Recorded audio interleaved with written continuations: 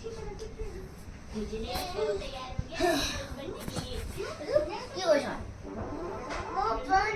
तुम्हारे भात खाया तो नींबू खावाने लोग को এনেকে কম কুয়া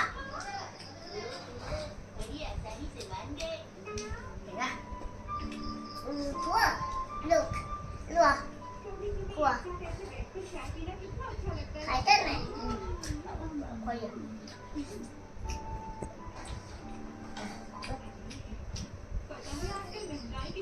आओ कब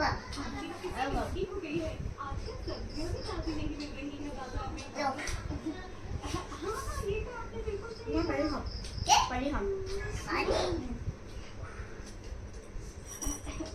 और आप बताइए आप कैसी हैं क्या चल रहा है सब कुछ ठीक ठाक ही चल रहा है हाँ वैसे तो ठीक ही है और आप सबके बच्चे ना खबर नहीं थे वो कहीं नहीं मुझका